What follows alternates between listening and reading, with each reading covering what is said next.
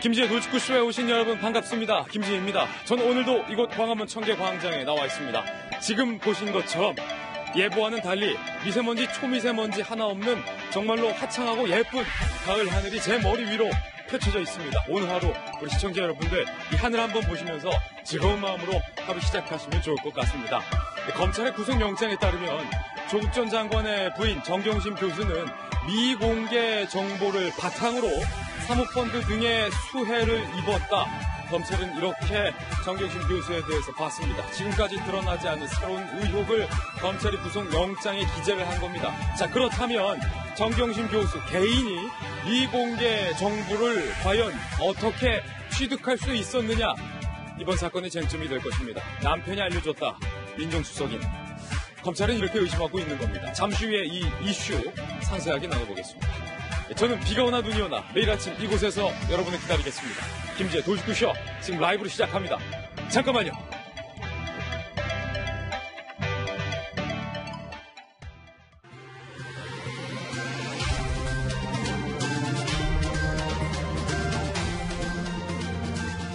신문 읽어주는 남자입니다. 오늘의 키워드는요. 미공개 정보를 이용한 범죄 수익을 은닉했다. 이 문장에 있습니다. 오늘 조간신문 어떤 뉴스 보도하고 있는지 지금부터 저와 함께 하시죠. 먼저 동아일보입니다.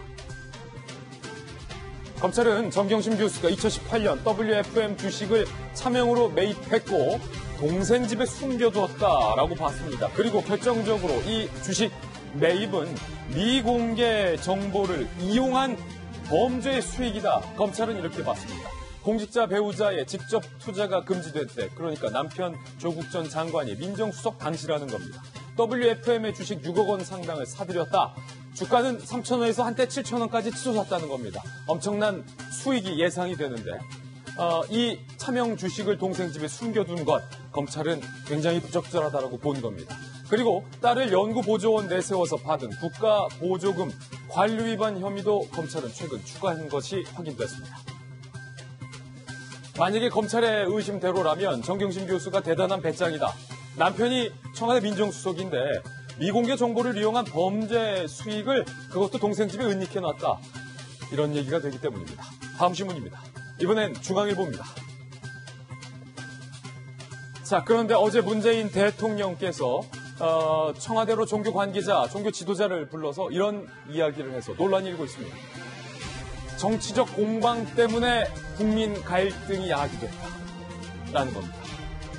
다르게 해석하면 이 정치적 공방, 야당 때문에 국민 갈등이 심화됐다라는 메시지로 들릴 수 있어서 논란이 예상됩니다. 문 대통령은 협치를 위해서 노력했지만 진척이 없다라고 얘기를 했습니다. 그러자 종교 관계자들은요, 정부가 반대하는 사람들의 목소리를 들어야 한다라고 대통령의 면전에서 돌직구를 날렸습니다.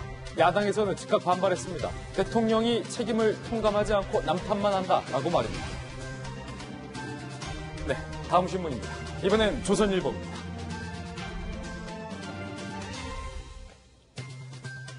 자, 미국 대사관저의 담벼락을 넘은 친북 대학생 단체들이 우리 중간고사 봐야 되는데요 라면서 영장 기각을 요구했습니다. 이걸 황당하다고 해야 할까요? 맹랑하다고 해야 할까요? 영장심사 때 법원에 탄원서 냈다는 겁니다. 그러나 7명 중 4명은 결국 구속을 피할 수 없었습니다. 똑같이 몸싸움 했는데 구속과 불구속이 갈려서 경찰에서조차도 우리 그 기준 모르겠습니다 라고 말하고 있습니다. 법원의 이상한 영장 기준, 혹시 중간고사 봐야 한다라는 탄원서가 먹힌 건 아니냐. 경찰 내에서도 황당하다는 목소리가 나오고 있습니다. 다음 신문입니다. 이번엔 한겨레 신문입니다.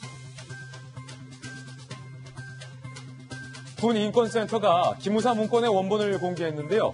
탄핵 심판 이틀 전 계엄 준비를 착수하라 라는 이야기가 들어가 있어서 논란이 되고 있습니다.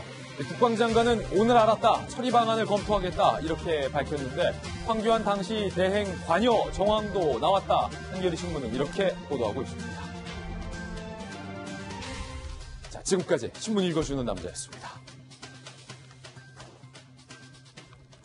네, 오늘 아침 저와 함께 등판한 등판 선수를 소개하겠습니다. 먼저 저희 돌직구쇼의 전담 변호사, 검찰 출신의 김광삼 변호사님 나오셨습니다. 그리고 서울시 정무부시장을 역임한 민주당의 김영주 전 의원님과 바르다 박 선생, 박정아 전 청와대 대변인 나오셨습니다. 그리고 유명 방송 앵커 출신 한양대학교 장희영 교수님과 말의 힘을 보여주고 있는 돌직구쇼의 시그니처 김배민 박사님 나왔습니다. 자, 모두 어서 오세요. 네, 오늘의 키워드 세 가지도 소개를 하겠습니다. 먼저 첫 번째 키워드는요, 범죄 수익. 검찰은 정경심 교수의 혐의와 관련해서 미공개 정보를 바탕으로 범죄 수익을 은닉했다, 이렇게 봤습니다. 두 번째 키워드는요, 네 가지. 남편 조국 전 장관과 정경심 교수의 연결고리, 구속영장에 기재된 11가지 혐의 중 4가지를 보면 알 수 있다고 합니다. 잠시 후에 살펴보죠. 세 번째 키워드는요, 해법. 잠시 후 문재인 대통령이 국회에서 예산안과 관련된 시정연설을 합니다. 과연 대통령이 이 조국 난국을 돌파할 수 있는 해법을 제시할 수 있을지 주목을 해보겠습니다. 자, 오늘의 키워드 3가지 소개해드렸고요. 김지의 돌직구쇼, 오늘의 탑뉴스로 문을 열겠습니다.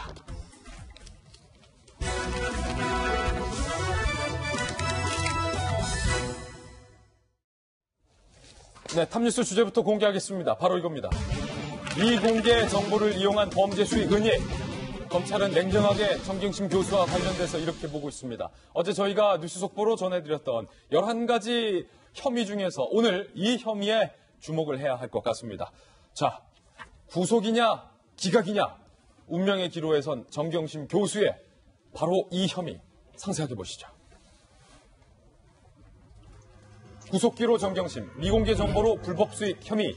정경심 동생의 자택에서 WFM의 실물 증권 12만 주가 발견됐습니다. 6억 원 상당인데 6억 원 상당의 주식, 실물 증권이 집에 보관돼 있다는 것도 상당히 이례적인 거예요. 검찰은 이거 범죄 수익을 동생 집에 숨겨놨다, 은닉했다라고 보고 있습니다.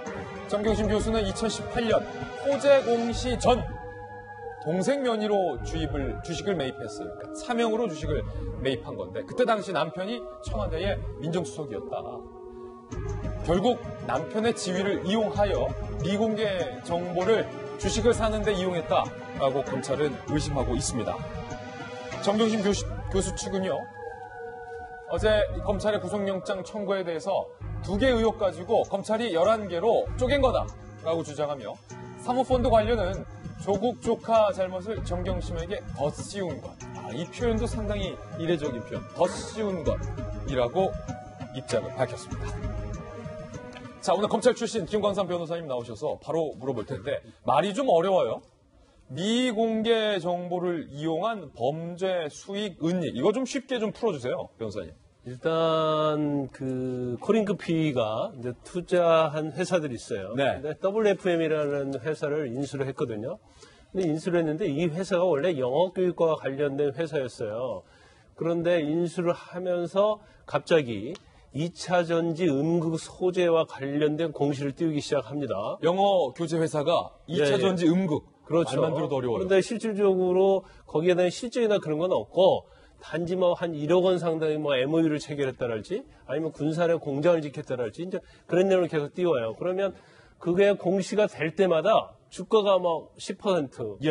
한 2, 3일 한 30% 오른단 말이에요. 그거를 호재라고 하죠? 그렇죠. 호재인데 당시란 음극 소재 관련해서 투자한다는 공시, 네. 또 그 가운데서 이 음극 소재에 투자를 하기 위해서 전환세채를 151억 정도로 발행을 하는데 이제 사실 일반적인 코스닥 같은 회사에서 좀 작은 회사는 전환사채를 발행을 하는 거, 제3자 배정에서 전환사채를 발행하는 게 굉장히 호재로 익힙니다. 네. 그러면 그걸 발표하는 순간 주가가 굉장히 폭등을 하죠. 그래서 그러한 것들이 있기 전에 이미 한 6억 상당의 12만 주 주식을 매수를 했다는 거예요. 근데 이 매수 과정 자체가 본인의 어떤 증권회사에 있는 계좌를 통해서 매수한 게 아니고 사적으로 매수를 해서 실물 증권으로 12만 주를 가지고 있었다는 거죠. 그러니까 호재 전에 주가가 그렇죠. 오르기 전에 네. 6억 원치를 매입을 했다, 사전에. 그렇죠. 그러면 왜 본인의 계좌에다 그걸 가지고 있지 않았을까? 그것은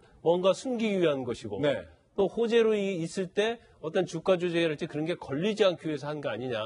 그러면 결과적으로 앞으로 호재가 있고 주가를 부양하려는 그러한 계획을 알고 있었다. 그래서 이거 자체는 내부 정보를 이용한 거예요. 그러니까 예. 미공개 정보를 이용한 거라고 볼 수 있죠. 그리고 지금 검찰에서 영장 청구 내용 중에서 아까 12만 주를 지금 정경심 교수 동생 집에다가 보관했다는 거 아닙니까? 실물증권으로. 이거 자체는 이제 범죄 수익 은닉이라고 보고 있는 거죠. 그래서 이 부분 자체는 사실 이제 조국 장관과도 검찰에서 이제 관련이 있다고 보고 있습니다. 왜냐하면 그래요? 12만 주를 본인이 샀는데도 불구하고 동생이 산 것처럼 해서 동생 명으로 동생 집에 보관했다고 하면 아마 이 돈에 대해서는 재산 신고할 때 누락이 됐을 거예요. 예. 그러면 전형적으로 조국 전 장관에 대해서는 공직자윤리법 위반, 재산 신고에서 허위를 신고했다. 이제 그 부분이 굉장히 논란이 될 것 같아요. 예, 아니 그럼 궁금한 게 정경심 교수는 사인이잖아요. 네. 정경심 교수가 권력에 있었던 것도 아니고 정경심 교수가 WFM과 관련돼서 뭐 공식적인 직책을 맡은 것도 아니고 그렇다면 사인 정경심이 어떻게 미공개 정보를 취득할 수 있었다는 거죠? 사전에? 주가 오르기 전에? 그거 자체는 일단 그러니까 그 코링크피랄지 아니면 사모펀드랄지 코링크피가 운영하는 회사에 대해서 정경심 교수는 그냥 관여한 바 전혀 없다고 하고 네. 더군다나 본인들이 투자한 가족들이 투자한 것이 한 14억 대거든요. 이건 블라인드 펀드였다. 그러니까 어느 곳에 투자되는지 전혀 모르는 펀드였기 때문에 알지 못한다고 했는데 이제 그렇게 이 얘기했던 내용들이 검찰은 이거 다 거짓말 아니냐. 다 거짓말이다. 그렇죠. 그래서 오히려 죄질이 불량하다. 그렇게 보고 영장을 청구한 거죠. 자, 그렇다면 이제 오늘 밤이면 정경심 교수가 구속될지 영장이 조국 전 장관의 동생처럼 기각될지가 이제 결정이 되고 내일 아침 저희 돌직구쇼 아니 아직 영장 심사 일정은 안 잡혔어요. 정해지지 않아서 제가 볼 때는 오늘 아마 내일 아니면 모레 정도 해서 영장 심사 일정이 잡힐 걸로 보여요. 그러면은 모레쯤이면은 구속인지 아닌지 빠르면 모레. 빠르면 모레 알 수 있다. 네네. 저희 돌직구쇼에서 배빠르게 전달해 드릴 텐데 정치권에서는 과연 구속이냐 기각이냐 어떻게 보고 있을까요? 황교안 대표 그리고 손학규 대표 두 명의 야당 대표의 이야기 들어보시죠. 당연히 구속되어야 되는 사안이라고 생각합니다. 검찰에서 그런 국민의 뜻을 받들어서 구속영장을 청구한 것으로 그렇게 생각합니다. 법원이 또 정권의 눈치 보고 그 영장 기각하는 일이 없기를 바랍니다. 그것은 사법부에 정말 치욕적인 그런 날이 될 것입니다. 검찰이 엄정하게 수사를 하고 조국 사태를 제대로 처리하기를 바라는 마음이고 자, 아마 온 국민이 특정인에 대해서 구속이 되느냐 아니면 기각이 되느냐에 관심을 갖는 건 상당히 이례적인 일일 겁니다. 급기야 이 영장실질심사를 어떤 판사가 맡느냐도 많은 사람들이 관심을 갖게 되는 상황이 돼버렸습니다. 그런데 그때 그 판사가 이번에도 맡을 가능성이 50%가 된다라는 전망이 나와서 많은 사람들이 지금 사이에서 논란이 일고 있는데 조국 동생 기각한 판사가 정경심도 서울중앙지법의 영장 전담 부장판사는 총 4명. 그런데 이들에게 사건이 배당되는 방식은 2인 1조로 한 주씩 심사를 하고 컴퓨터 무작위 랜덤 배당이 된다. 2인 1조이기 때문에 그때 그 판사가 이번에도 맡을 가능성은 절반이라는 거예요. 2인 1조니까. 4명이서 2인 1조. 컴퓨터로 무작위 배당이니까. 이번 주 조국 동생 영장 기각 A 판사와 B 판사의 심사 순서가 돼 있기 때문에 어쩌면 그때 그 판사가 다시 정 교수의 영장의 운명을 결정질 가능성은 50% 이상일 가능성도 커지고 있는데 그때 당시 박정아 대변인 저희 돌직구쇼에 나온 많은 이 전문가분들도 영장 기각에 대해서 이상하다 어떻게 영장을 기각할 수 있냐 의아하다 검찰 출신 법원 출신 다 그렇게 연망을 했었어요. 근데 이제 지금 말씀 주신 것처럼 그때 당시 조국 장관 동생의 영장을 기각했던 판사가 이번 주에 이제 맡을 가능성이 있기 때문에 또다시 그 판사가 할 가능성은 반반. 그리고 영장이 기각될지 아니면 청구가 될지도 발부가 될지도 반반. 이런 상황인데요. 통상 지금 말씀 주신 것처럼 그 4명의 부장판사가 영장실질심사와 그다음에 그 압수수색 영장실질심사를 이렇게 번갈아 가면서 하기 때문에 이번 주엔 공교롭게도 그때 당시 있던 A 판사나 이제 또 다른 송모 판사 이 두 분 중에 하나 결정이 될 텐데 글쎄요, 이제 조국 장관 동생의 경우는 증거가 다 모두 수집되어 있다. 그 다음에 수사가 많이 진행됐다. 그리고 건강이 안 좋다. 뭐 이런 그 영장 기각 사유가 있었어요. 근데 최근에 좀 보도를 보면 최근까지도 정경심 교수가 증권사 직원을 통해서 PB인 김경록 씨와 입을 맞추랬던 정황이 전 검찰 수사로 드러나거든요. 너가 어떻게 이럴 수 있냐, 뭐 이런 원망도 했고. 그리고 뭐 컴퓨터 디스크를 교체한 게 뭐 2개냐 하나냐 뭐 이런 거 갖고도 이제 입을 맞추려는 정황이 있다는 것도 아마 이제 검찰 수사를 통해서 확인이 된 것 같아요. 그러니까 제가 볼 때는 그 과거 이제 조국 장관의 동생에 있었던 뭐 모든 게 다 그 증거가 확보가 됐다. 수사가 많이 됐다. 건강에 문제가 있다라는 것보다도 사실은 아직도 여전히 증거 인멸의 우려가 굉장히 높다라는 상황을 더 많이 이번에 영장실질심사할 때 봐야 되지 않을까 싶은 생각이 들고요. 건강에 문제가 있다고는 하지만 주말이 넘어가면서 사실은 정경심 교수 측에서 검찰을 충분히 설득할 만한 관계 자료를 보내지 못했던 것 같아요. 네. 그러니까 이런저런 정황을 보면은 영장이 발부될 가능성이 어제도 말씀드린 것처럼 더 높고 불가피하지 않나라는 생각이 좀 드네요. 자, 김弁박사님, 물론 그때 그 해당 판사의 어떤 판단에 대해서 저희가 뭐 믿지 못한다거나 아니면 끝까지 의심하거나 뭐 그런 건 아니지만 그때 조국 전 장관 동생의 영장 기각과 관련돼서 아직도 많은 논란이 일고 있고 전직 영장 전담 판사가 후배 그 판사의 판단에 대해서 신랄하게 공개 비판을 하고 있는 상황이기 때문에 분명히 논란은 크다. 여지가 있다. 만약에 그때 그 판사가 이번에도 맡게 되고 정경심 교수에 대해서 구속영장을 기각한다면 이 여론이 과연 어떨까? 전 이게 궁금하거든요. 어떻게 보세요? 그러니까 사법부의 신뢰가 지금 거의 바닥에 떨어진 게 아닌가라는 생각이 드는데요. 정치권의 입장에서는 이쪽 편이든 저쪽 편이든 재판부의 판단에 대해서 얘기하고 있는 게 정치적인 해석이 들어갈 수 있습니다. 하지만 지금 이 A 판사에 대한 비판들이 쏟아져 나왔던 것 중에 핵심은 법 쪽의 의견이었다는 거예요. 특히 조금 전에 앵커가 얘기했던 것처럼 전직 영장 전담 판사가 보기에는 여기에 대해서 애매모호한 상태로서 불신을 초래할 수 있기 때문에 자체적인 기준 같은 것들이 있다는 겁니다. 하지만 이 영장 발부 여부를 심사하는 기준을 외부에 공개하게 되면 이게 자칫 악용될 소지가 있기 때문에 여기에 맞춰서 이 정도까지 하면 구속이 되는구나 아닌구나에 대한 악용 소지가 있어서 공개를 하지는 않았지만 이 정도로 사법부의 불신이 땅에 떨어질 정도면 어느 정도 기준액에 따라서 어느 정도 기준선에 따라서 영장이 발부되는지를 이쯤 되면 공개해야 되지 않겠냐라고 얘기하는 게 전직 영장 전담 판사의 의견이기도 했습니다. 만약에 이번에도 기각한다면? 네. 이번에 만약 그런 방식 속에서 기각이 된다면 저는 첫 번째로요. 발부의 가능성이 굉장히 높을 수밖에 없는 것은 우리가 구속영장 심사할 때 보는 게 범죄 혐의가 중대한지 그리고 증거인멸이나 도주의 우려가 있는지 이거를 핵심적으로 보지 않습니까? 범죄 혐의가 중대한 것은 이미 오촌 조카가 수십억 대의 돈을 횡령한 혐의로 구속이 돼 있고 그중에 같이 업무상 횡령 혐의로 적시가 돼 있는 상황이기 때문에 업무상으로 중대한 범죄가 있는 것은 분명해 보입니다. 예. 두 번째로 증거인멸에 대한 말맞추기, 증거인멸 시도가 저는 매우 중요하다고 생각하는데요.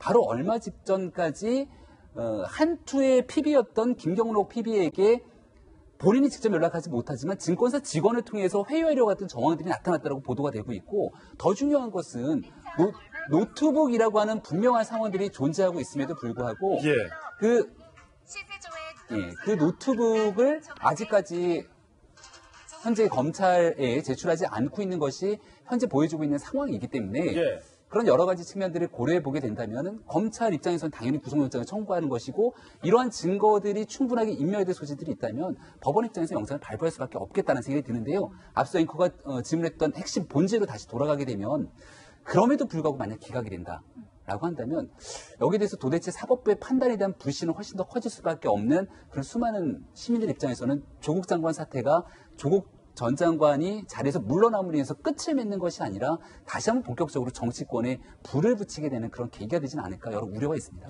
김弁박사 말씀하시는 중에 뭐 이상한 잡소리가 좀 들어가서 시청자 여러분들에게 조금 사과의 말씀을, 양해의 말씀을 드리겠습니다. 법원 관계자는 과연 해당 판사가 맡게 될 가능성에 대해서 뭐라고 얘기하고 있을까요?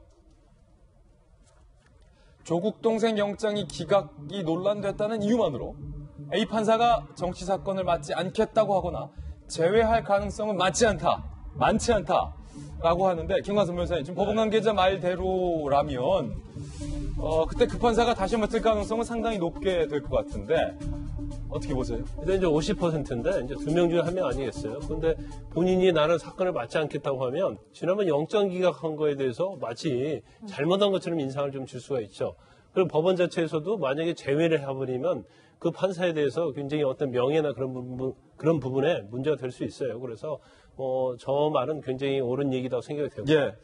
우리나라 사법 역사상 어떤 사건에 대해서 영장 전담 판사가 이렇게 중요한 적이 있는가 그런 생각이 들어요. 그러니까요. 그래서 사실 영장 전담 판사가 누구냐에 대해서 여권, 야권 관심이 많잖아요. 국민 관심이 많죠. 왜냐하면 국민도 지금 나눠져 있고, 근데 검찰도 굉장히 관심이 많을 거예요. 이제 그 이유는 명재원 부장판사가 지난번에 물론 그 조국 전 장관의 동생을 영장을 기각하는 데 있어서 논란도 있었지만 그 전에 그 조국 일가와 관련된 영장을 다 기각을 했어요. 예. 이거 코링크피 대표랄지 아니면 그 관련된 웰스시엔트 대표 이런 부분들 횡령 그런 게 드러났으면 다 기각을 했단 말이에요. 그러니까 조국 사태와 관련된 영장을 청구를 명재원 판사 다 기각을 했어요. 그러다 보니까 이제 검찰 입장에서도 명 판사가 뭔가 좀 편협된 시각을 갖지 않느냐 이런 의심을 할 수 있는 거죠. 그래서 지금 서로 다른 판사가 되기를 바라고 있는 거예요. 서로.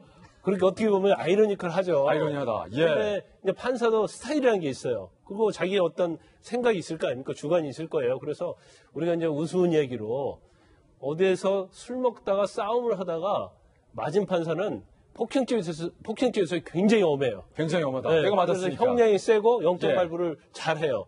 자기 집에서 뭔가 절도를 경험한 사람이 있으면 절도 범죄에 대해서 형량이 세고 예. 굉장히 영장 전담 판사가 되면 발부를 잘 합니다. 우스갯소리로. 그렇죠. 이제 그런 것처럼 이제 판사의 어떤 시각이랄지 가치관이 사실은 이제 판결에 영향을 많이 미치는데 이제 그게 너무 편협적으로 미치면 안 된다는 거죠. 안 된다. 그리고 헌법과 법률과 양심. 그럼요. 그리고 증거에 의해서 판단을 해야 한다는 거죠. 예. 오늘 아침 정경심 교수가 저희 카메라에 포착이 됐습니다. 구속이냐, 영장 기각이냐. 기로에선 정경심 교수, 과연 어떤 생각을 하고 있을까요? 모습 영상으로 만나보시죠. 교수님 한 말씀만 부탁드립니다. 증거인멸 관여 안 하셨습니까? 오늘 영장 수사 있는데 한마디만 부탁드리겠습니다.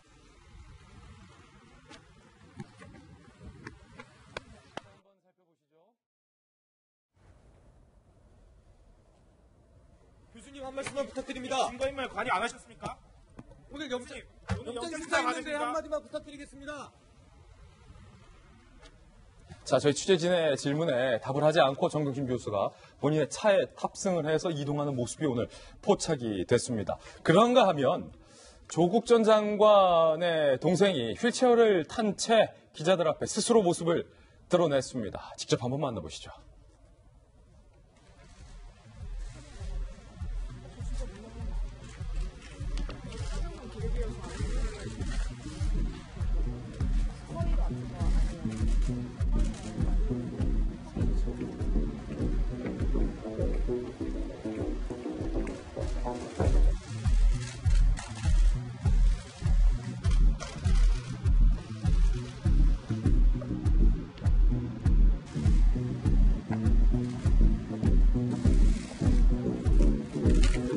안녕하세요. 혹시 건강 상태 어떠신지 좀 한 말씀 부탁드릴까요?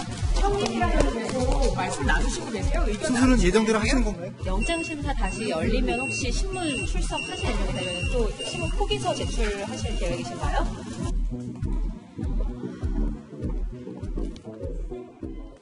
자, 휠체어를 탄 조국 전 장관의 동생, 그런데 이거 셀프 소환이었습니다. 조국 전 장관의 동생, 어제 검찰 소환, 목에 기부스를 한 채 휠체어를 타고 등장. 일부 언론의 출두 시각을 미리 공지했다. 그러니까 예고된 모습이었다는 겁니다. 방금 보신 모습은. 나 이렇게 할 거니까 카메라 들고 나와. 이거죠. 검찰 영장 재청구에 스스로 언론을 노출하는 셀프 공개 소환 방식을 선택했는데, 자, 이 모습에 뭔가 메시지를 담고 싶었던 것 같은데, 과연 어떤 메시지를 이 모습을 통해서 하고 싶었던 걸까? 법조계에서는요, 본인의 구속영장 재청구를 앞두고 허리디스크 환자를 연출하기 위한 것 아니냐라고 의견을 내고 있습니다. 검찰은 조 씨의 최근 건강이 나쁘다는 것도 꾀병 가능성이 높다라고 판단을 하고 있는 상황입니다. 자, 이 장면에 댓글들도 소개를 해드릴게요. 허리 디스크는 휠체어 못 하는데 더 아파서 허리 디스크 있으면 서는 게 낫다. 앉지 말고 일어서야 된다. 근데 휠체어 어떻게 앉았냐 이거죠. 허리 디스크는 차라리 서서 걷는 게 덜 아프다. 앞뒤가 안 맞는 행동. 앉아있는 것도 힘드실 텐데 다음부터는 들것에 실려오랴. 그러다 괜히 더 악화될 수도 있다. 건강 상태를 걱정하는 분들도. 자, 장희영 교수님, 이걸 통해서 전달하고 싶었던 조국 장관 동생의 메시지가 과연 뭘까요? 지금 보니까 휠체어 함께 전에 걷는 모습도 거의 거동이 불편해서 부축을 받고 걷잖아요. 근데 전 사실은 아프다는 사람 앞에서 꾀병이란 말을 차마 하고 싶지는 않아요. 왜냐하면 또 실제로 아플 수도 있고 또 똑같이 허리 통증이라도 다르게 오는 경우도 있을 수 있겠습니다만 여기 다들 허리 한 번씩 아파 보실 만한 연세도 되실 것 같은데 아프면 이렇게 어중간하게 구부리는 게 사실상 어렵죠. 나도 모르게 자세를 이렇게 바르게 할 수밖에 없거든요. 왜냐하면 이게 조금이라도 꺾어지면 굉장한 통증이 와요. 그리고 앞서 댓글에 휠체어 못 앉는데라는 댓글 다신 분들도 아마도 허리 통증 한번 느껴보신 분들 같은데 이렇게 앉은 자세에서도 이렇게 허리를 꼿꼿이 펴지 않는 한은 휠체어가 조금이라도 이렇게 충격을 받으면 정말 상상을 할 수 없을 만큼 많이 아프기 때문에 아마 아파 보신 분들은 영상을 보면서 같이 움찔움찔할 정도로 아마 통증을 함께 느낄 정도였을 거예요. 그러다 보니 아프지도 않은데 지금 쇼하는 것 아니냐라는 비판이 나오는 건 어쩌면 당연할 수 있지만 앞서 말씀드린 대로 실제로 편찮으실 수도 있기 때문에 제가 꾀병이라고 제가 단정짓긴 않겠습니다. 게다가 언론사에게 내가 이제 지금 지금 여기서 일정을 공개하면서 카메라에 굳이 담는 모습 자체가 과거에 내가 며칠 다쳤는데 그게 사실이니 아니니 CCTV 논란도 있었습니다만 이 여러 가지 이런 쇼잉 같은 것들이 왜 자꾸 이 조국 장관 가족들 일에는 항상 연관되는지 그리고 지금 구속영장 재청구 관련해서 지금 또 아프다 이런 이야기를 하고 있는데 청구가 되든 안 되든 영장 실질심사가 열리면 물론 지난번처럼 아프다는 이유로 불출석하고도 영장 기각되는 아주 이례적인 사건이 또 발생할 수도 있겠습니다만 그 당시에도 영장 청구가 기각됐을 때 영장 심사에 출석하지도 않고 기각됐던 사례가 2015년 이후 처음이다. 너무나 특혜 아니냐라는 논란이 있었잖아요. 근데 이번에 만약에 또 그런 일이 벌어진다면 특혜 논란은 이번에는 이제 법원도 비껴나갈 수가 없을 것이고 마찬가지로 정경심 교수도 지금까지 검찰 출두하고 이럴 때는 카메라 앞에 절대 모습을 나타내지 않는 다른 출구들로 돌아다녔잖아요. 그러니까 출석을 하고 이랬잖아요. 근데 어차피 법원 포토라인은 영장 심사에 출석을 하면 무조건 설 수밖에 없는 상황이에요. 지금으로서는. 그렇죠? 그러니까 기자들 앞에 말을 하든 안 하든 그 4번 출입구로 어차피 통과를 해야만 영장 심사를 받을 수 있기 때문에 만약에 조국 전 장관 동생처럼 몸이 아프다는 이유로 출석을 안 할 경우에 그럼 구속도 감내하겠다는 또 뜻이잖아요. 이런 여러 가지를 봐서도 지금 저런 쇼잉은 말씀하신 대로 어떤 메시지를 담고 있다고밖에 해석할 수 없다 이렇게 보입니다. 예, 김영주 의원님 조금 전에 영상 다시 한번 보시면은 미리 이제 언론에 알려줬다는 거예요. 그 차에서 내려서 휠체어를 타기까지 그 순간의 영상 다시 한번 좀 띄워주시죠. 자, 김용주 의원님 바로 이 순간인데 뭔가 부축을 하면서 휠체어에 제대로 못 앉는 자, 휠체어에 제대로 못 앉는 듯한 이런 모습들. 자, 바로 이 모습. 설마 저런 모습까지 뭔가 연출을 했겠나? 설마 저렇게까지 의심하고 싶진 않아요. 그 장면을 보면서 저는 한편으로는 엉덩이뼈 골절을 당했으면 더 심각할 뻔했다. 엉덩이뼈 골절이면 더 심각할 뻔했다. 휠체어가 뒤로 밀려나면서 바닥에 옳지 않는 그런 부분도 느껴지고 또 한편으로는 휠체어 생활에 별로 적응되지 않고 있다. 처음 해보는 일이다. 이런 느낌들도 미숙하다. 오고요. 휠체어 타는 게. 또 한편으로는 그 명판사의 판결에 대해서 미안해했다.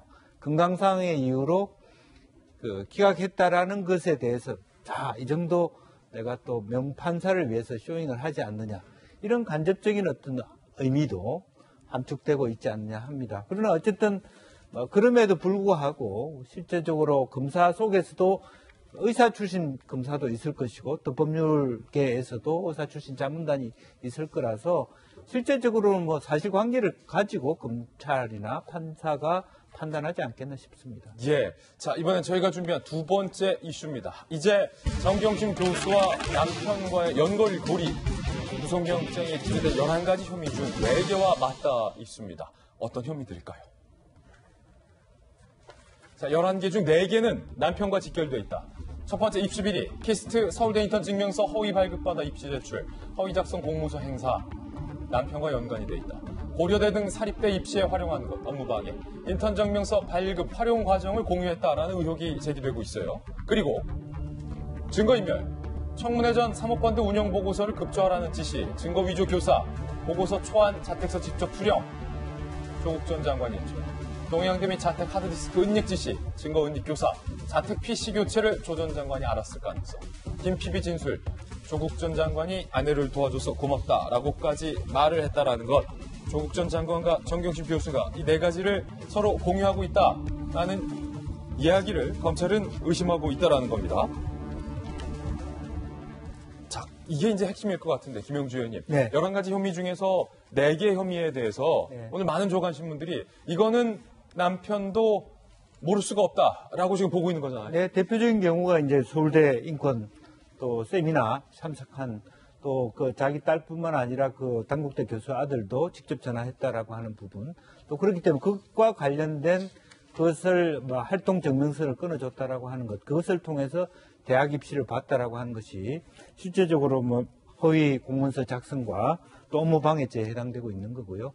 또 실질적으로 뭐 청문회 동안에 브라인드 펀드에 대한 설명, 사모펀드에 대한 설명을 뭐 그들의 얘기에 의한 것입니다만 어쨌든 조국 장관 청문회 준비팀, 조국 장관이 직접 혹은 준비팀에서 보완해 달라고 얘기했다면 상당히 이것은 좀 심각한 문제가 될 것이라고 보여지고, 운동학원 관련해서도 어쨌든 불가피하게 부인과 조국 장관 스스로가 간접적으로 시험 출제에 관여하고 있다는 측면이 들고요. 실제로 검사를 마땅 피의자든 참고자든 받게 되는 과정에서 가장 큰 문제 중에 하나는 또 위정에 대한 문제일 겁니다. 네. 검찰들이 수집된 증거를 가지고 당신이 청문회에서 발언한 것이 사실입니까? 라고 다시 물어봤을 때 과연 조국 장관이 어떤 답변을 할 수 있을 것인가? 그것은 상당히 공세적인 어떤 검찰 측에서 공세적인 포인트가 되지 않을까 그렇게 생각이 들어요. 예, 어제 이 교육위 국감이 있었는데 서울대 총장과 서울대 부총장이 송구하게 생각한다. 사과까지 했습니다. 무엇 때문에? 조국 전 장관의 복지 때문에 말입니다. 직접 들어보시죠. 총장님으로서 지금 이런 상황에서 조국 교수의 복직 어떻게 생각하십니까? 규정상 이 교육공무원법에 의하면 복직을 신청하면 지체 없이 복직을 임명해야 된다고 돼 있어서 저희들이 그런 처리를 하긴 했는데, 사실은 강의도 못하고 하는 그런 상황에서 꼭 그렇게 해야 되나 하는 그런 상황에서 꼭 그렇게 해야 되나 하는 느낌이 있었습니다. 공직을 그만두는 순간 자동복직이라고 하는 것은 악의적으로 이 제도를 악용하는 사람의 경우를 보면 국민들에게 있어서는 굉장히 분노할 사건이라고 생각이 됩니다. 그런 정서가 있을 수 있습니다. 저희 학교 소속 교수가 논란을 일으키고 또 그동안 강의를 하지 못했음에도 기여가 없이 다시 복직 과정을 거치게 된 것에 대해서 송구하게 생각합니다. 송구하게 생각합니다. 아니, 장영 교수님, 서울대학교 총장님하고 부총장님은 무슨 죄가 있어서 지금 국회의원들과 국민들 앞에서 지금 사과를 하고 있는 겁니까? 총장님은 특히 복직을 해서는 안 됐다. 조국 전 장관이. 굉장히 조국 전 장관에 대해서 책임에 대해서 지금 명확하게 지적하고 있고, 부총장님은 나와서 사과까지 했어요. 그렇죠. 지금 서울대가 국립되기 때문에 국가공무원법에 따라서 이제 그 법에 따라 할 수밖에 없다라는 이제 일종의 변명을 하면서 우리들도 송구스럽고, 좀 심지어는 총장 같은 경우에는, 오 총장 같은 경우에 이런 이야기를 덧붙였죠. 법을 조금 더 유연하게 바꿔서, 이럴 지금처럼 갑자기 복직 신청하면은 가을학교 수업 어차피 못 하잖아요. 이런 경우에는 한 학기 이후에 복직이 되도록 하도록 법을 좀 유연하게 고칠 필요가 있어 보인다라는 말까지 했어요. 이 말은 다시 말하면 총장, 부총장 모두 조국 교수가 바로 복직한 것에 대해서 좀 이건 아니다. 이제 이런 판단을 한다라는 거죠. 게다가 이제 이훈혜 교육부 장관에게도 어떻게 생각하느냐라는 야당의 질의가 있었는데, 전 사실은 유 장관의 답변도 굉장히 조금 답답하게 느껴졌어요. 이거는 학교에서 결정할 사안이기 때문에 내가 딱히 여기에 즉답을 할 수가 없는 것 같다. 근데 교육부 장관이라면 사실 이렇게 눈치 보는 듯한 발언을 하는 거에 대해 약간 전 실망스럽기도 했었거든요. 어쨌든 참석했던 모든 의원들 그리고 이제 학교 관계자들이 조국 전 장관의 복직에 문제가 있다라고 판단한 이 시점에, 그럼 이 사건의 주인공인 조국 전 장관은 왜 굳이 이런 선택을 해야만 했었나?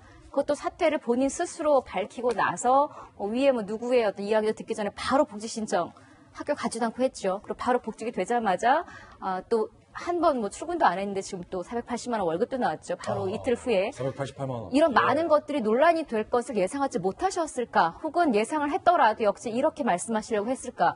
규정상 문제 없지 않습니까? 내가 규정을 어긴 건 아니지 않습니까? 라는 변명을 하려고 했을까라는 또 이런 생각을 할 수밖에 없는 이 상황에 저는 지금 이 문제의 주인공인 조국 전 장관께서 한 번쯤은 뭐 등산 요즘 자주 하신다고 하니까요. 이런 사태들을 좀 통으로 좀 생각을 해보시는 계기가 됐으면 합니다. 전 그런 변명이 이번 사태 거치면서 예. 너무 듣기 싫어졌어요. 내가 때로. 법은 어긴 것 없지 않느냐. 양심이 중요한데 말이죠. 총장님도 부총장님도 싫어하는 조국 교수의 복지. 과연 교육부 장관님은 어떻게 생각할까요? 들어보시죠.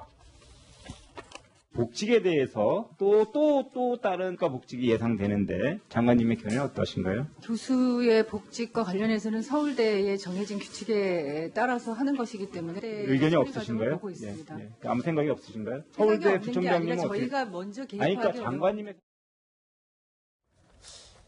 김병 박사님 사실인가요? 교육부 장관님이 아무것도 개입할 수가 없나요? 얼마든지 법과 제도를 통해서 문제가 불거지고 있는 내용들을 시정하기 위한 조치가 필요하죠. 법과 제도를 개선하는 것이 서울대학교 총장의 역할은 아니지 않습니까? 관련해서 장희영 교수님이 좋은 말씀을 하셨는데요. 예를 들어서 한 10월 중순쯤에 아니면은 한 4월 중순쯤에 공직에서 물러나서 다시 학교로 돌아가게 되는 경우가 발생하면 학교에 가서 할 수 있는 일이 많지 않을 수 있습니다. 그렇다면 그 학기에 대한 부분들이 지나고 나서 다시 복직을 융통성 있게 하게 된다면 그 중간에 나가게 되는 월급 같은 부분들이 나가지 않으면서 훨씬 더 학교로 돌아갈 수 있는 중간에 나름대로의 시간을 주게 되는 편안한 제도를 개선할 수 있는 것들, 이런 것들이 교육부 장관의 역할이 아닐까 싶고요. 조국 전 장관 입장에서는 저는 이번 학기 강의를 안 하더라도 겨울에 계절학기나 다음 학기엔 제대로 강의를 할 수 있을까라는 생각을 하면 그렇지 못할 가능성도 높겠다는 생각이 듭니다. 결국 제대로 강의 못한다? 그 이유는요. 지금 현재 조국 전 장관에 대한 소환 조사가 거의 임박했다라는 얘기가 나오고 있는데 자칫 잘못하게 되면 조국 전 장관도 구속까지는 아니더라도 기소를 피할 수 없겠다라고 분석하게 되는 법조인들도 상당합니다. 그렇다면 기소가 된 상태에서 본인이 재판을 앞다투고 있는 그런 피의자 그리고 고소를 당하게 됐던 그런 교육인이 학생들 앞에서 강의를 온전하게 할 수 있을까라고 생각해 보면은 여기에 대한 분명한 제도적 장치들이 필요한 것이 사실이기도 하거든요. 그렇기 때문에 학생들이 목 놓아서 우리가 도대체 어떻게 조국 교수로부터 형법 등에 대한 강의를 들을 수 있겠냐라고 목 놓아 부르짖는 것 아니겠습니까? 예. 이런 세간에 있게 되는 정서들을 고려했을 때 같은 일들이 재발되거나 반복되게 됐을 경우에 교육부 차원에서는 어떠한 방식으로 법과 제도를 정비해야 되는지에 대한 고민들이 필요할 텐데 너무 이런 얘기들을 조국 전 장관이 사실 현 정부와 깊게 연결이 닿아 있기 때문에 좀 피해가는 발언을 한 것이 아닌가라는 생각이 아쉬움이 듭니다. 제 기억으로는 지난번 국정농단 때 교육부가 개입해서 정유라 씨의 학교 입학도 취소하고 수상도 취소하고 특정 대학교에 대한 교육부 차원의 진상조사도 있었던 것으로 아는데 윤해 교육부 장관은 지금 그거 다 안 하겠다는 뜻인가요? 김영주 의원님? 기본적으로 거기에 준하는 어떤 그 실사라든지 조사를 해야 된다는 얘기를 해야 될 것 같고요. 어제 같은 경우에도 서울대를 비롯해서 특히 국공립대의 경우에는 복직과 관련 규정을 좀 더 세밀하게 재점검을 한다든지 가령 복직에서 돌아와서 새 학기를 마치던까지는 급여의 예컨대 60%만 받게 한다든지 가령 그와 같은 어떤 자기가 맡은 강의 시간을 충족하지 못했을 경우에 대한 예외 규정들을 줄 필요가 있습니다. 국민들이 봤을 때 아무것도 안 하고 며칠 사이로 먼저 복직시키면 그 날짜에 따라서 아무 일을 학교도 안 나가는데 월급 받는 것이 과연 공정한 것인가 문제제기할 수 있기 때문에 그런 측면에서의 교육부 장관이 할 수 있는 도리는 분명히 언급했어야 되는 거 아닌가 그렇게 생각이 듭니다. 예, 박정환 대변인 청와대에 계셨잖아요.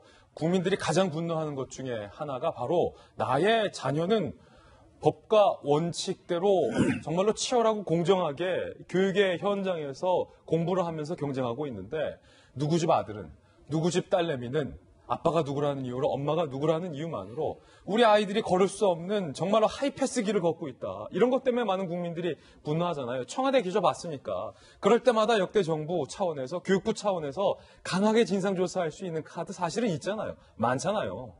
아니 교육부가 모든 권한을 사실은 다 갖고 있잖아요. 근데 윤해 장관처럼 저렇게 쉽게 답변을 하는 거는 정말 잘못하고 무책임하다고 생각합니다. 우리가 할 수 있는 게 없다. 그러니까요. 그러니까 지금 뻔히 보이고 교육부가 지금 각 대학의 예산권도 다 쥐고 있죠. 모든 권한을 심사권도 가지고 있죠. 모든 권한을 갖고 있는데 저렇게 얘기하는 거는 장관으로서 굉장히 무책임하게 답변을 했고 국민들이 지금 이 사안을 쳐다보고 있는 공정 정의가 훼손됐다고 이걸 쳐다보고 있는 이 사안에 대해서 과연 교육부 장관으로서 국무위원으로서 이 사안에 대해서 지금 핵심적으로 보고 있는지에 대해서 궁금할 수밖에 없어요. 교육부는 이거 아니어도 그 전에 보면은 무슨 사안이 조금 터졌을 때만 해도 무슨 전수조사에서 그 교수들 자녀 논문 심사했던 거 다 조사했죠. 심지어는 뭐 고등학교 일반고 자사고 뭐 이런 거 뚝딱뚝딱 해치우는데 왜 유독 교수 모든 국민들이 일리가 있다고 얘기하는 저 법령이나 규정하는 그치는 거에 대해서도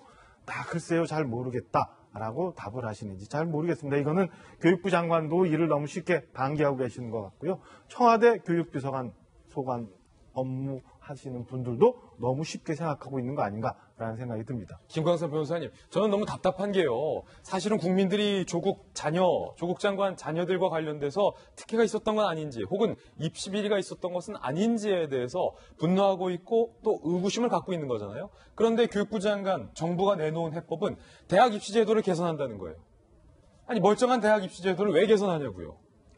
일단은 뭐 수사 중이기 때문에 우리가 뭐 감사랄지 이런 게 하기 어렵다 이제 그런 취지로 얘기를 하고 있는 것 같아요. 근데 일단 이제 조국 장관 사태를 계기로 해서 우리가 많은 교훈을 얻었다고 봐요. 일단 어떤 인터넷 같은 거 할 때도 사실은 실질적으로 해야 하고 정말 성실하게 임해야 한다랄지 아니면 우리가 그 전에 법적으로 이건 별 문제가 없을 거라고 했던 것들도 결과적으로 보면 이게 다 범법 행위가 된다는 거 이제 그런 것들을 알게 된 어떤 상당히 어떻게 보면 이점이 있었다고 보는데, 지금 조국 장관 사태, 전 장관 사태와 관련해서 갑자기 불또 이제 입시 비리로 온 것 같습니다. 그래서 그러니까 입시 비리와 관련해서 어떤 계획을 세우는 건 좋지만, 이 방향 자체가 실질적으로는 이제 문재인 정부, 문재인 대통령이 공약으로 내세운 그런 내용들을 갖다가 어떻게 보면 즉각 실천하는 그런 방향으로 좀 가고 있다는 거예요. 그러니까 오히려 조국 전 장관의 사태로 인해서 어떤 그 문제가 되는 것들을 바꾸고 또 관련된 사람들에 대해서 진상조사하고 그런 방향으로 가는데 그게 아니고 오히려 정부가 추진하는 그런 입시제도를 밀어붙이는 그런 방향으로 가고 있기 때문에 약간 이제 방향성에 있어서 약간 동의할 수 없는 부분이 있다고 봅니다. 자, 그런가 하면 정치구단 박지원 의원이 조국 전 장관의 이번 총선 차출설에 대해서 이야기를 해서 논란이 되고 있습니다. 들어보시죠. 조국 장관으로서는 일정한 검찰개혁의 엔진은 그렇기 때문에 직접 국민 심판 받겠다라고 생각할 수 있을 겁니다. 문제는 민주당에서 조국 전 장관이 출마를 하는 것이 당적으로 필요한가 아닌가 집토끼를 강하게 뭉쳐내는 그런 효과도 있고.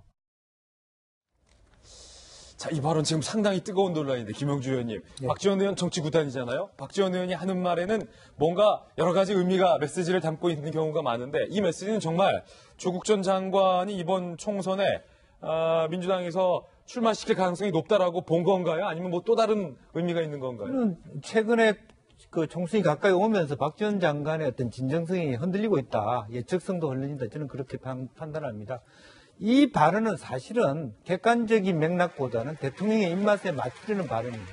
그렇군요. 그러니까 조국이 그만큼 집도끼를 뭉치려는 효과가 있다라는 것으로서 애들러서 보호해주는 정도이고 실제로 민주당 안에서는 조국이 출마하는 것이 더 독이 될 것이라는 여론이 더 높을 수도 있습니다. 물론 최종적으로 부산 지역에 가서 출마해서 부산 지역을 다독거리는 효과가 있다고 만약 과학적인 데이터를 검증한다면 고려해 볼 수는 있으나 지금 최근에 들어서 자기 거취 문제와 가까워지면 질수록 총선이 가까워지면 질수록 말하자면 아무 말 잔치를 하고 있는 거 아닌가. 아무 말 대잔치다.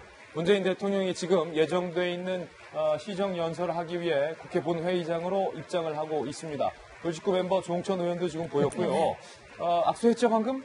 네, 인사 악수하고 다른 이제 여당 의원들과 반갑게 악수를 나누면서 문재인 대통령이 가운데 단상으로 이동을 하고 있는데 오늘 저희 돌직구쇼에서는 문재인 대통령의 시정연설 생중계로 여러분께 소개를 해드리겠습니다. 야당과 관련돼서는 황교안 대표가 의원직 신분이 아니고 원외 당대표이기 때문에 이 연설에는 지금 참석을 하지 않은 상황입니다. 대통령의 시정연설 여러분도 한번 직접 들어보시죠.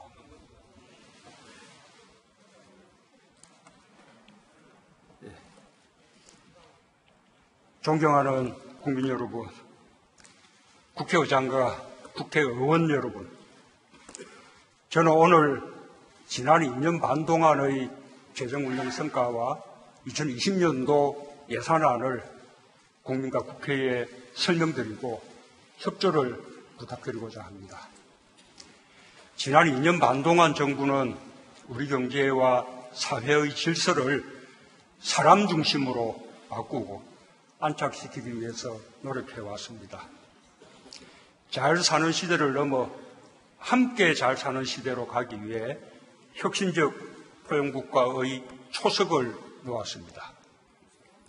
지금까지 우리 사회는 시대에 역동적으로 대처하며 발전해 왔습니다. 부모 세대가 이룩한 경제적 토대 위에 아들, 딸 세대들이 민주주의의 가치를 정립했습니다. 우리가 책임 있는 중정국가, 민주국가로 성장한 것은 모든 세대, 모든 국민의 땀방울이 모아진 결과입니다. 우리 사회는 지금 개인의 가치가 커지고 인권의 중요성이 자리 잡아가고 있습니다.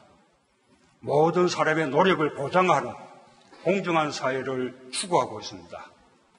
그만큼 다양한 목소리가 나오기 시작했고 서로에 대한 이해와 다름에 대한 관용과 다양함 속의 협력이 어느 때보다 절실한 시대가 되었습니다. 지금은 우리가 가야 할 목표에 대해 다시 한번 마음을 모을 때입니다. 수십 년 동안 못해왔던 우리 소재 부품 장비 산업의 국산화와 수입 다변화에서 불과 100일 만에 의미 있는 성과가 나타나고 있습니다. 대기업이 중소기업에 먼저 손을 내밀어 함께 맞잡았고 국민들의 응원으로 잠재되어 있던 우리 과학기술이 기지개를 켰습니다. 새로운 시도는 낯설고 두려울 수 있지만 우리의 의지가 모아지면 무엇이든 해낼 수 있다는 것을 우리는 확인했습니다.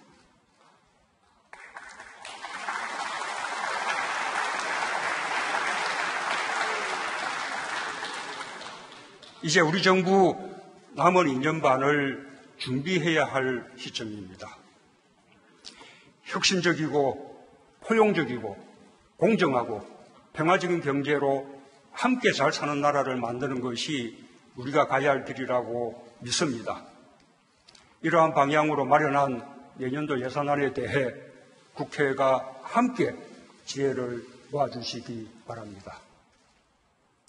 존경하는 국민 여러분, 의원 여러분, 재정의 과감한 역할이 어느 때보다 요구됩니다.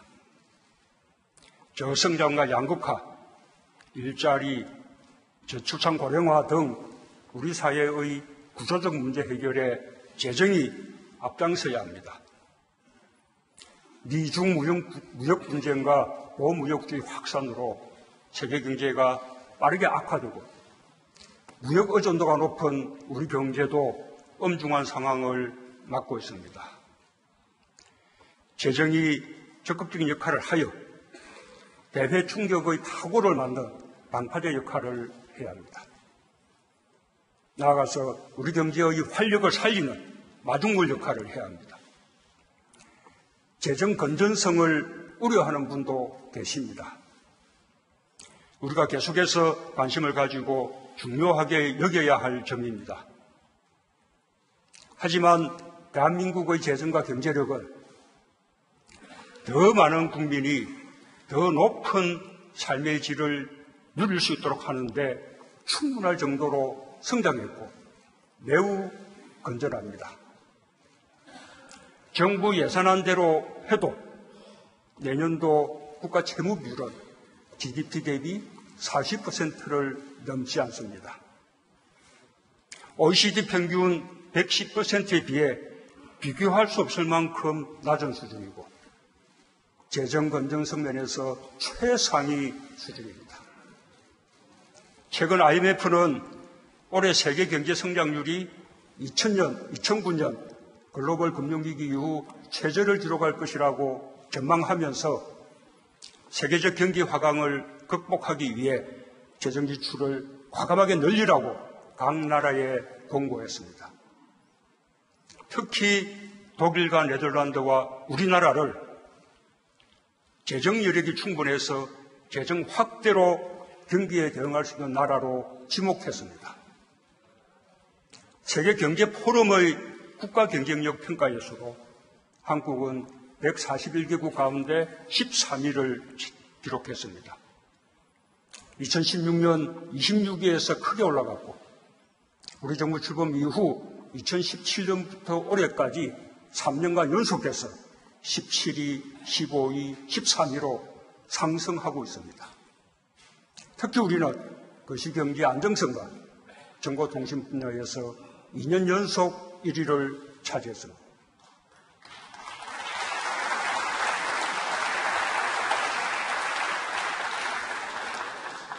또한 3대 국제신용평가기관 모두 한국의 국가신용등급을 일본, 중국보다 높게 유지하고 있습니다. 우리 경제의 견실함은 우리 자신들보다도 오히려 세계에서 높이 평가하고 있는 것입니다. 우리 정부는 최근 2년간 세수 호조로 국채 발행 규모를 당초 계획보다 28조 원 축소하여 재정 여력을 비축했습니다. 내년도 적자 국채 발행 한도를 26조 원 늘리는 것도 이미 비축한 재정 여력의 범위 아니라는 말씀을 드립니다.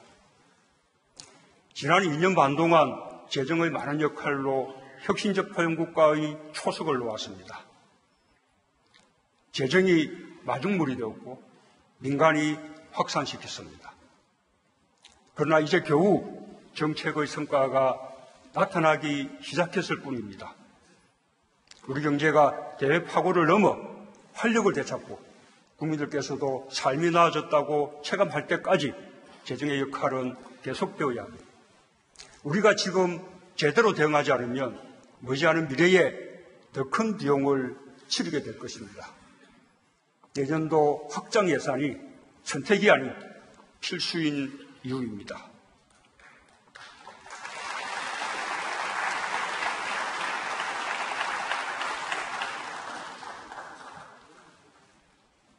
존경하는 국민 여러분, 의원 여러분, 재정은 국가 정책을 실현하는 수단입니다.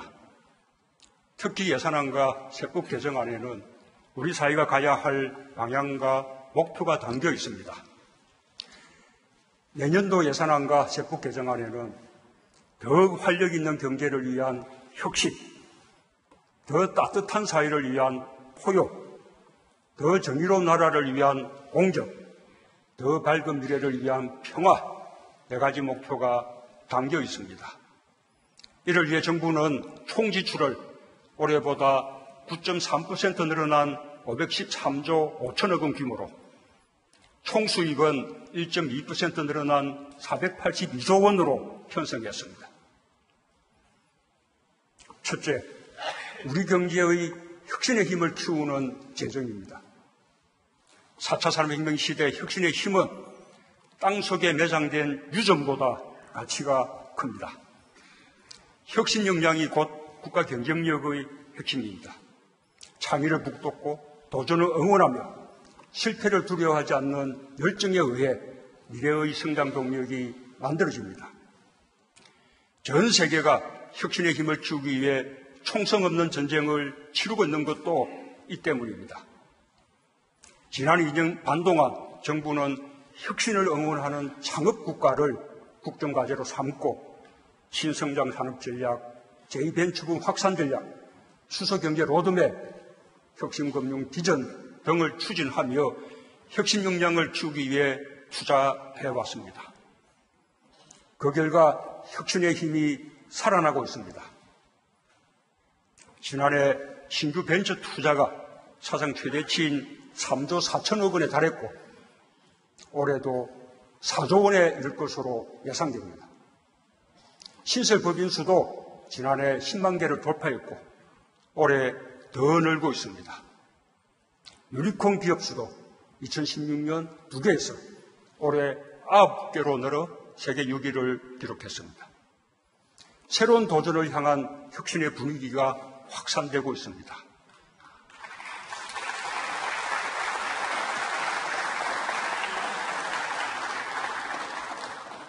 그러나 아직도 제2벤처붐의 성공을 말하기에는 이릅니다. 내년에는 우리 경제 혁신의 힘을 더욱 키울 것입니다. 4차 산업혁명의 핵심인 데이터, 네트워크, 인공지능 분야에 1조 7천억 원, 시스템 반도체, 바이오 헬스, 미래차 등 신성장 산업에 3조 원을 투자하고 핵심 소재 부품, 장비 산업의 자립화에도 2조 1천억 원을 배정하여 올해보다 크게 늘렸습니다. 세계 경제 둔화에 따른 수출 투자 부진을 타개하기 위해 무역금융을 4조 원 이상 확대하고 기업 투자에 더 많은 세제 인센티브를 부여하겠습니다. 지역에서부터 혁신과 경제 활력이 살아나도록 생활예술시, 국가균형발전 프로젝트, 규제자유 특구 등 지역경제 활력 3대 프로젝트도 본격 추진할 것입니다. 둘째, 우리 사회의 포용의 힘과 공정의 힘을 키우는 재정입니다. 우리 사회의 그늘을 보듬고 갈등을 줄이며 혁신의 과실을 모두가 함께 누리게 될 때 국가 사회의 역량도 더불어 높아집니다. 그것이 포용입니다. 공정은 혁신과 포용을 가능하게 하는 기반입니다.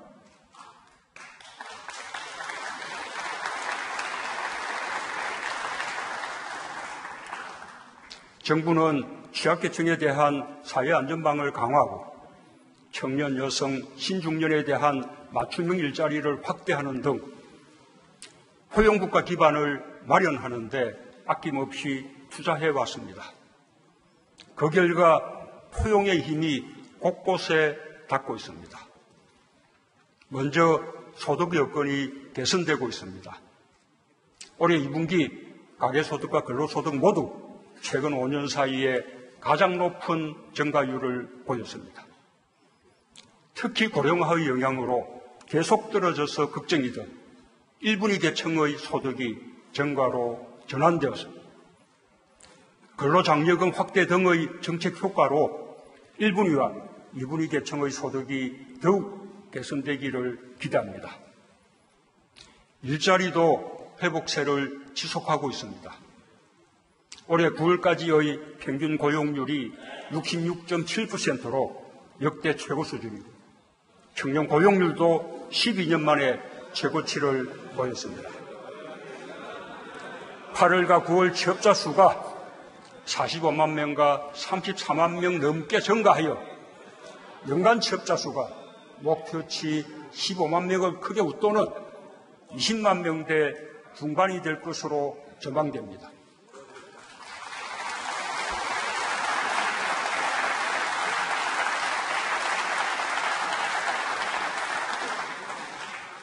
상용직 비중도 올해 평균 69.5%로 최고치를 기록했고 고용보험 가입자도 50만 명 이상 늘어 일자리의 질도 개선되고 있습니다. 그러나 아직도 더 많은 노력이 필요합니다. 일자리의 질이 더 좋아져야 하고 제조업과 40대의 고용 하락을 막아야 합니다. 우리 사회의 포용의 힘과 공정의 힘을 더욱 키워야 합니다. 먼저 사회 안전망을 더욱 촘촘히 보강하겠습니다. 기초생활보장제도의 사각지대를 줄여 7만 9천 가구가 추가로 기초생활보장의 혜택을 받고 고용보험을 받지 못하는 구직자 20만 명에게 한국형 실업 구조로 구직촉진수당과 취업지원 서비스를 지원하는 국민 취업 지원 제도를 본격 시행하겠습니다. 교육의 공정성과 포용성을 높이기 위해 올해 고3부터 시작한 고교 무상 교육을 내년에는 고2까지 확대하고 내후년에는 전 학년에 적용하여 고교 무상 교육을 완성하겠습니다.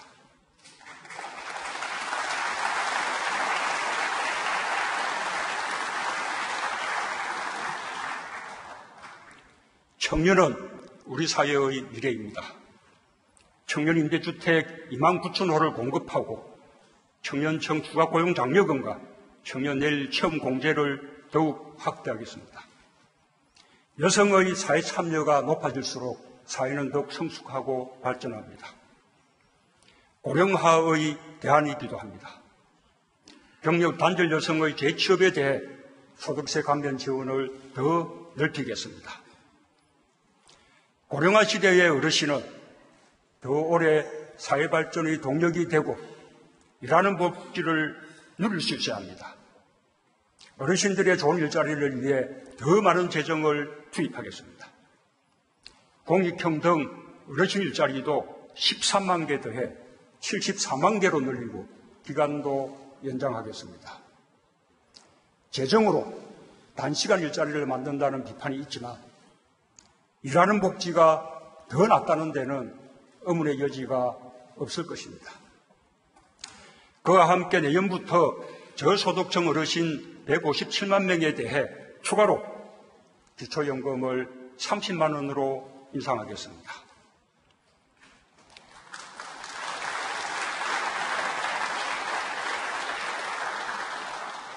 자영업자와 소상공인은 우리 경제의 당당한 주체입니다.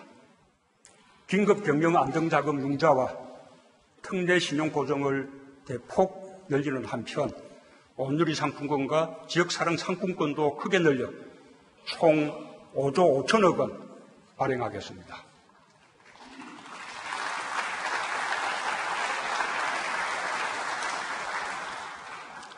셋째, 우리 미래 평화의 힘을 키우는 재정입니다. 한반도는 지금 항구적 평화로 가기 위한 마지막 고비를 마주하고 있습니다. 우리가 함께 넘어야 할 비핵화의 벽입니다. 대화만이 그 벽을 무너뜨릴 수 있습니다. 상대가 있는 일이고 국제사회와 함께 가야 하기 때문에 우리 마음대로 속도를 낼 수 없지만 핵과 미사일 위협이 전쟁의 불안으로 정복되던 불과 2년 전과 비교해 보면 우리가 가야 할 길은 명백합니다. 우리는 역사 발전을 믿으면서 평화를 위해 할 수 있는 대화의 노력을 다해야 합니다.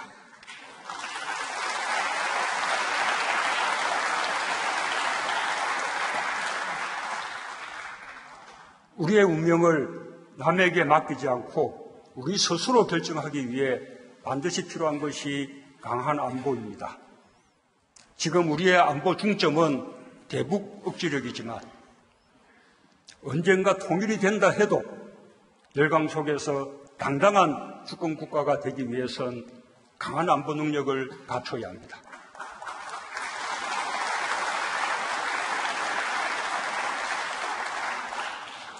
국방비를 내년 예산에 50조 원 이상으로 책정했습니다.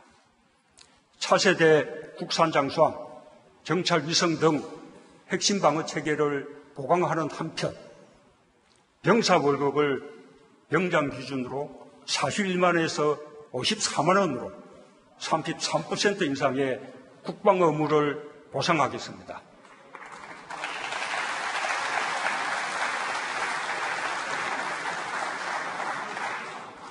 국제사회에 책임 있는 역할을 다하고 지지와 협력을 넓혀가기 위해서도 최선을 다하겠습니다.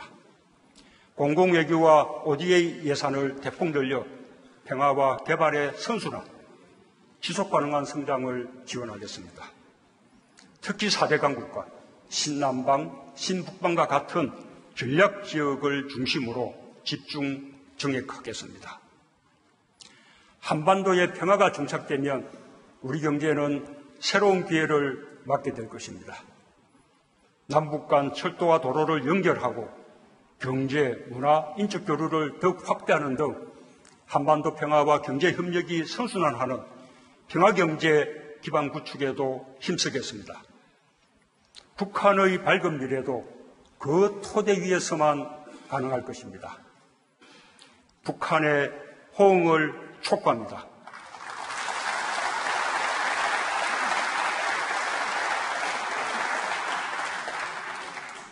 존경하는 국민 여러분, 국민의 다양한 목소리를 엄중한 마음으로 들었습니다. 공정과 개혁에 대한 국민의 열망을 다시 한번 절감했습니다. 정부는 그동안 우리 사회에 만연한 특권과 반칙, 불공정을 없애기 위해 노력해왔지만 국민의 요구는 그보다 훨씬 높았습니다. 국민의 요구는 제도에 내재된 합법적인 불공정과 특권까지 근본적으로 바꿔내자는 것이었습니다. 사회주도 층일수록 더 높은 공정성을 발휘하라는 것이었습니다.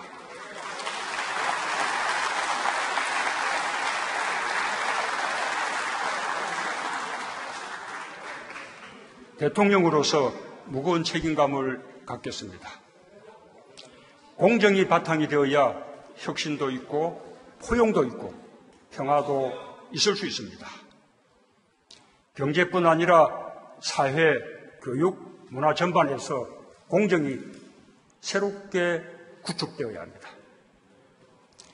국민의 요구를 깊이 받들어 공정을 위한 개혁을 더욱 강력히 추진하겠습니다.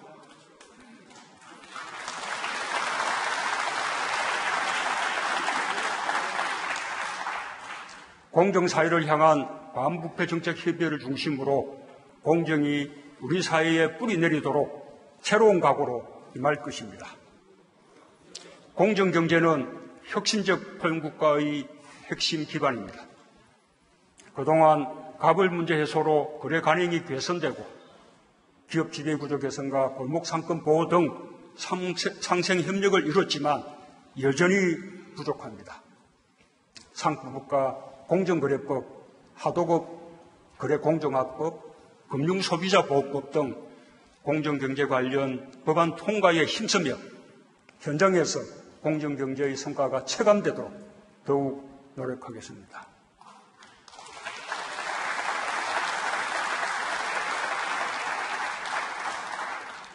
국민들께서 가장 가슴 아파하는 것이 교육에서의 불공정입니다. 최근 시작한 학생부 종합 전형 전면 실태 조사를 엄정하게 추진하고 고교 서열화 해소를 위한 방안도 강구할 것입니다. 정시 비중 상향을 포함한 입시제도 개편안도 마련하겠습니다.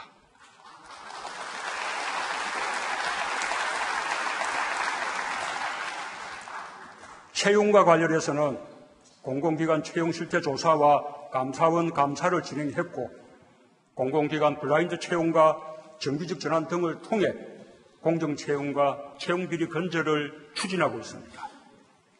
앞으로 채용비리가 완전히 사라질 때까지 강도 높은 조사와 함께 엄정한 조치를 취하고 피해자를 구제하면서 지속적으로 제도 개선을 추진하겠습니다.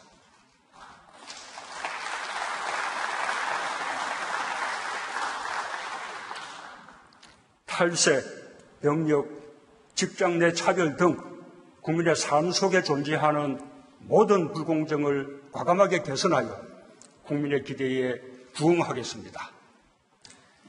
존경하는 국민 여러분, 의원 여러분, 최근 다양한 의견 속에서도 국민의 뜻이 하나로 수렴하는 부분은 검찰 개혁이 시급하다는 점입니다.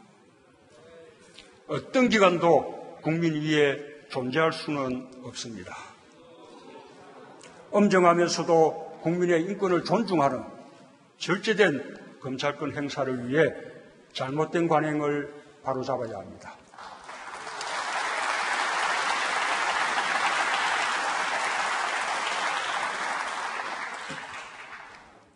지난주 정부는 법 개정 없이 정부가 할 수 있는 검찰개혁 방안을 국민께 이미 보고드렸습니다. 심야조사와 부당한 별건 수사 금지 등을 포함한 인권보호 수사 규칙과 수사 과정에서의 인권 침해를 방지하기 위한 형사사건 공개 금지에 관한 규정도 10월 안에 제정하겠습니다.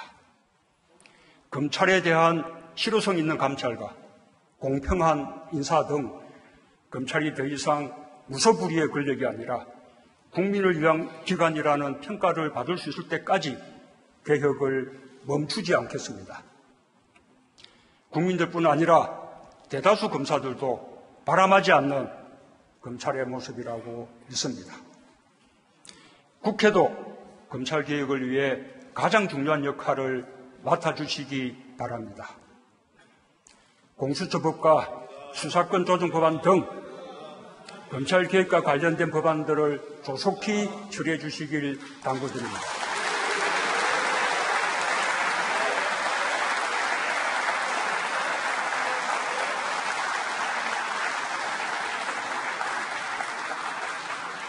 공수처의 필요성에 대해 이견도 있지만 검찰 내부의 비리에 대해 지난날처럼 검찰이 스스로 엄정한 문책을 하지 않을 경우 우리에게 어떤 대안이 있는지 묻고 싶습니다.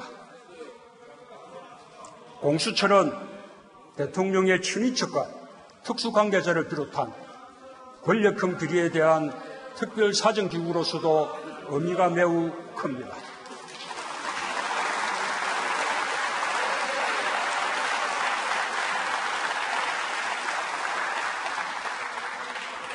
권력형 비리에 대한 엄정한 사정 기능이 있었다면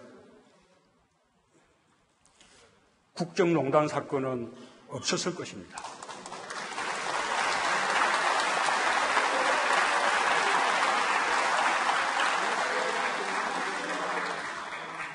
공수처법은 우리 정부부터 시작해서 고위공직자들을 더 긴장시키고 보다 청렴하고 건강하게 만드는 역할을 하게 될 것입니다.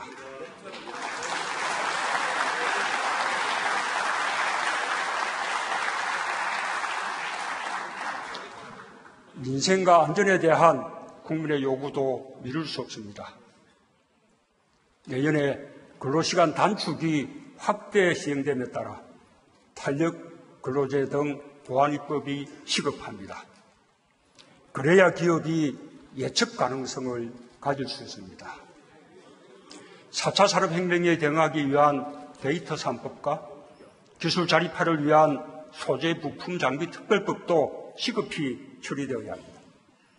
벤처투자 촉진법, 농업소득보전법, 소상공인 기본법, 유치원 3법 등 많은 민생 법안들도 국회에 계류 중입니다.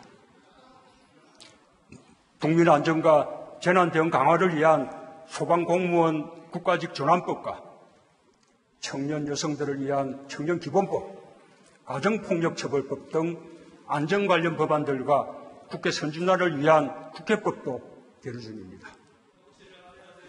민생과 안전이라는 국민의 요구에 국회가 더 큰 관심을 기울여 주시길 바랍니다.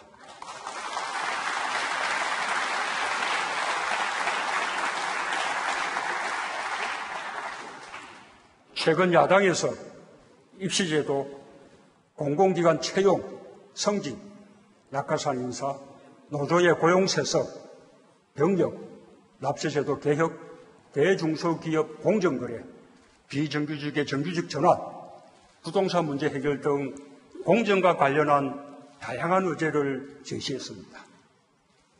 여야 정이 마주 앉아 함께 논의하면 충분히 성과를 낼 수 있는 부분이 많습니다. 국회의 입법 없이는 민생 정책들이 국민의 삶 속으로 스며들 수 없습니다. 특히 국민 통합을 위해서라도 얽힌 국정의 실타래를 풀기 위해 여야정 국정상설협의체를 약속대로 가동하고 여야 정당 대표들과의 회동도 활성화하여 협치를 복원하고 20대 국회 유종의 미를 거두게 되길 바랍니다.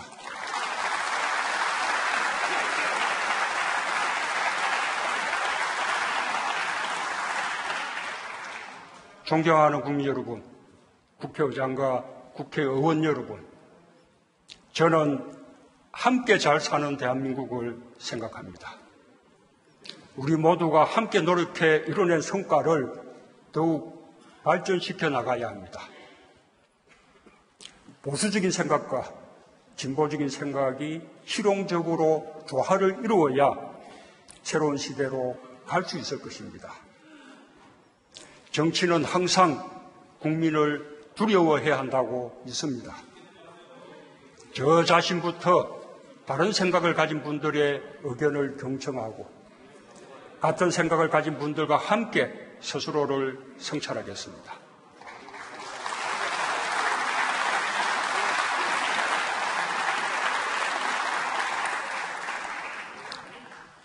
과거의 가치와 이념이 더 이상 통하지 않는 시대가 되었습니다.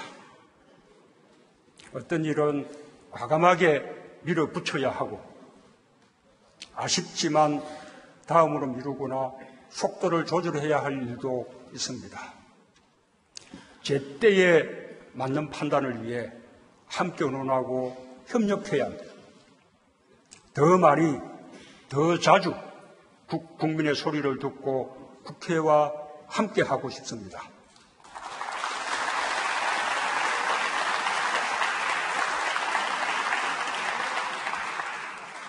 마지막 정기국회를 맞이한 만큼 산적한 민생 법안들을 조속히 매듭짓고 내년도 예산안과 세법 개정안도 법정 기한 내에 처리하여 20대 국회가 민생국회로 평가받길 기대합니다.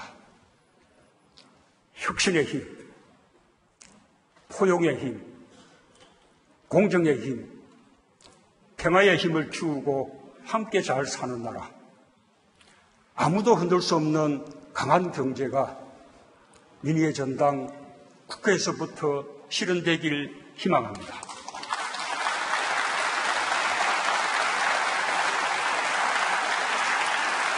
감사합니다.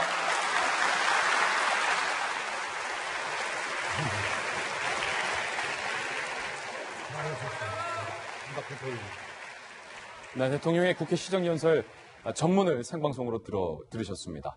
대통령의 시정연설 중 정경심 교수와 관련된 뉴스 속보가 들어와서 여러분께 먼저 발빠르게 전달해드립니다. 내일 영장실질심사 예정이 잡혔습니다. 저희가 그때 그 판사, 영장 전담 판사가 A 판사가 맞는 것 아니냐라는 가능성에 대해서 많은 국민들이 관심을 갖고 있다는 것도 앞서 보도를 해드렸는데 담당 판사는 그때 그 판사가 아닌 송경호 부장판사가 정경심 교수의 영장 실질심사의 판단을 맡게 됐다라는 뉴스 속보도 아울러서 전해드리게 됐습니다. 자, 내일 영장심사가 오전에 잡힌다면 내일 밤 늦게면 정경심 교수의 운명이 결정될 것 같다라는 얘기도 덧붙여서 드리겠습니다. 조금 전에 우리 박정화 대변인 문재인 대통령의 시정연설 들으셨는데 상당히 독특한 단어가 나왔어요. 합법적 불공정. 합법적 불공정. 대통령이 이렇게 얘기했는데 불공정할 수는 있으나 위법은 아니다. 그거와 일맥상통하는 부분인 것 같아요. 어제 종교 지도자들과의 오찬 간담회에서도 이제 나왔던 말씀을 또 다시 한번 반복을 했는데요. 그래서 일부 야당 의원석에서는 좀 술렁거림도 있었습니다. 이제 시정연설이라는 것은 내년도 예산에 대해서 국회에서 이제 설명하는 연설이라 이제 대통령이 직접 와서 이제 국회에서 설명을 하고 했는데요.